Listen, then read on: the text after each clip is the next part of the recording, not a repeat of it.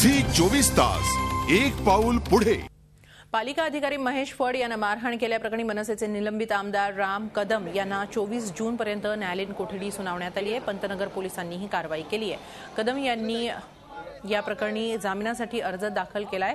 याआधीही पोलीस कर्मचाऱ्याला मारहाण केल्याप्रकरणी राम कदम यांना पोलिसांनी अटक केलं होतं। त्यांना जेलमध्येही जावं लागलं होतं। त्यानंतर आता पालिका कर्मचाऱ्याला मारहाण केल्याप्रकरणी पुन्हा पोलिसांनी त्यांना अटक केलं। दरम्यान थोड्याच वेळापूर्वी राम कदम यांना जामीन मंजूर झालेला आहे। कोर्टाने माझा जामीन नामंजूर केला, फेटाळला। मी पुढच्या हायकोर्टात जाऊन जामीन घेतला नाही। मी उलट पोलिसांकडे गेलो आणि सांगितलं की मला अटक करा, पण 2 महिने पोलीस मला अटक करत नाहीत आणि 2 महिन्याच्या नंतर आजचा मुहूर्त शोधून मला अटक करतात।